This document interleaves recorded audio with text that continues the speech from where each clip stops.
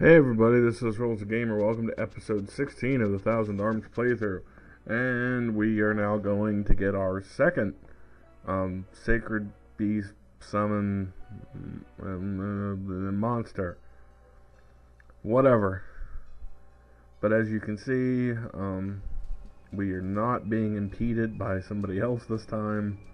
We will pick it up. I was wondering, I have been off today and tomorrow because my schedule changed to have Mondays and Tuesdays off, so I got to work 2 days and then have another 2 days off. That's awesome. I wish I could get something steady, you know. I'm always getting paid and stuff though, so I can't complain too much. Like, beggars can't, not even beggars can't be choosers, but I guess don't look a gift horse in the mouth would be a better thing. Which, by the way, that saying doesn't make any fucking sense either. But try to keeping it down a little bit. It's only 2:30 in the AM, and most of the neighborhood's probably asleep. I keep my windows open almost all the time, except in the winter, so I don't have to use an air conditioner or anything. It's a brilliant money-saving tactic. And it's good to help dry clothes, so you save money on, using the dryer at the laundromat too. I'm making a lot of money.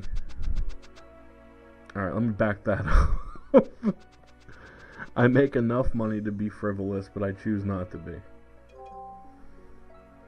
Like, people ask me why I haven't updated my systems yet, and I want to say because I got enough joy playing this freaking game from the PlayStation 1 era lately, you know?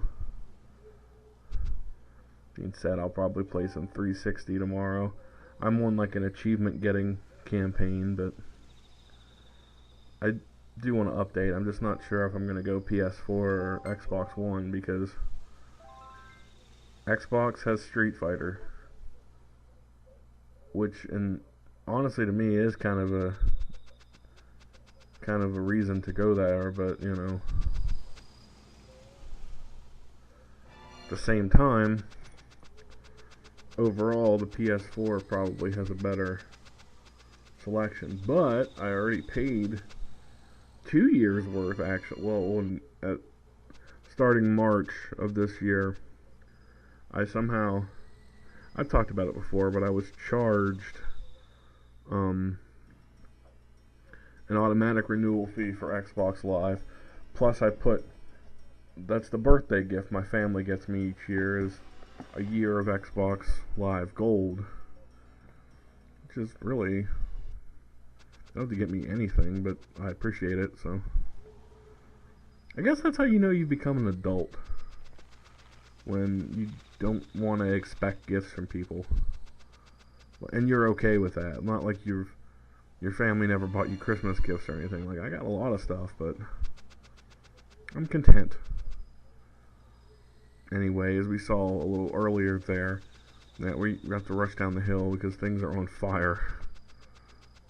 Fire. Originally, this episode was one long, like, 24-minute piece almost, but I found a way to cut it into two, and I think it flows okay enough, so I'm probably just going to record both parts tonight, actually. Metal Fan, there's a date gift. I'm going to probably record both parts, but stagger the release or something, because there is a boss battle, and that takes up some time. And then after that boss battle, there's some Rusted Fan. That's a bad date gift. There's some stuff you can't really skip, so like it would be a bad place to cut, I mean. So that's why we're gonna do it this way. Actually, I might just whatever, I have options. Production, you know. What I do need to do is talk to my buddy Casey, who is helping me in a future project. We've already got some parts done for, but talk to him about getting a better microphone, because just because, you know, He's got a bevy of mics that are in good condition and would be useful to me. It will be an upgrade from the one I currently have, but I don't want to pay like $100 for a mic when I could pay my friend like 40 or 50 bucks to get a slightly used one that'll last, you know. Again, make enough money to be frivolous, but don't actually be frivolous. You'll never be at a loss for money. Unless you're like me and like to buy a bunch of exotic food. The plight of the fat man. Save Sedina? What happened to Sedina? Oh, she's being kidnapped. Son of a bitch. It's that RPG trope happening again.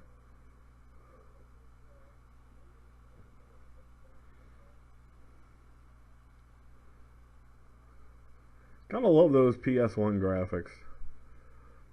It's a steam powered and propelled airship.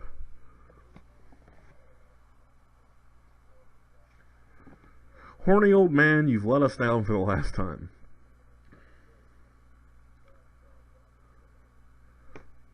And that's how Soshi joins our party.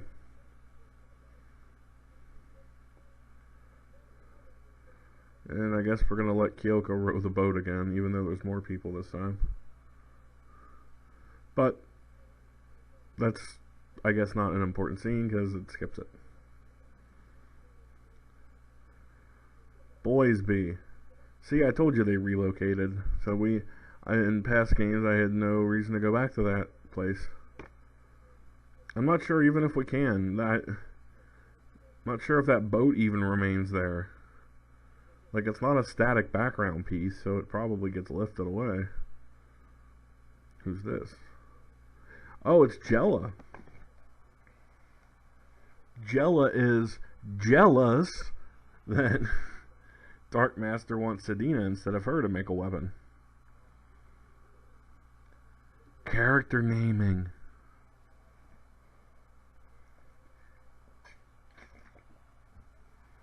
Stop asking questions. See, even she says that. If you love her, go save her. Secretly, a bit of a story spoiler, but I'll basically say it here, so I'll give it to you. Cut there, I just went back and had my characters check into the inn to replenish all their specials and whatnot. Yeah, but brief storyline spoiler, I think Mice and Sedina are the OTP, the one true pairing of the game. Well, so are Musa and Weena, now that I think about it. They really warm up. I mean, Musa's already into her, but she gets wise to it, kind of, and warms up to it, I guess. I don't know. We'll see more as it happens. But, yeah. Story kind of ends, I'll be honest with you, story ends as it should. Like, nothing is kind of left unresolved with the plot, but it's one of those where you kind of want to see what happens to the characters. Like, I just read the final chapter of, well, it's manga and there's anime based on it. It's popular, Bleach. Now, I cut out a part of some during that story a bit, but I read the final chapter just to kind of see what was going on. And two pairings that I like hooked up together, and you know, there's a bit of like, oh, well, this is where they are now kind of thing going on. I like that in stories, especially long stories. Like Naruto had the same thing. That's a pretty popular series too. Let me talk about anime on a video game channel. Final Fantasy VII had the same thing. Shut up.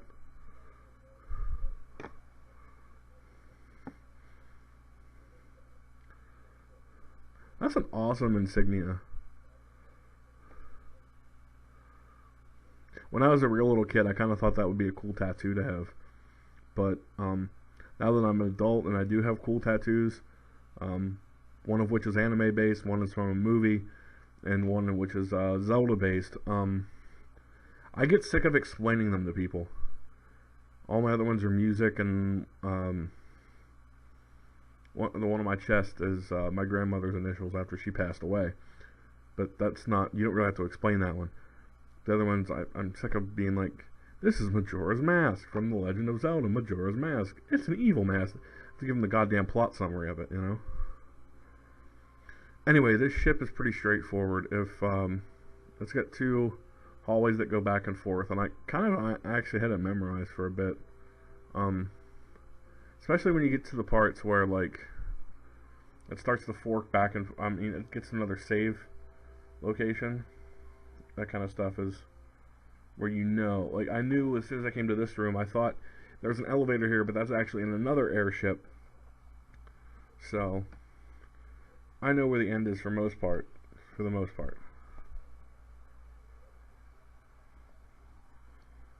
But yeah, as this episode fades out, we are close to fighting our old buddy Schmidt for Sedina again.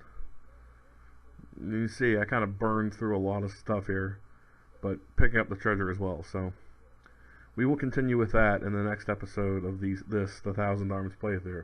Until then, I am Rolls the Gamer, saying, of course, like I always say, take it easy, and we'll see you next time. Bye bye.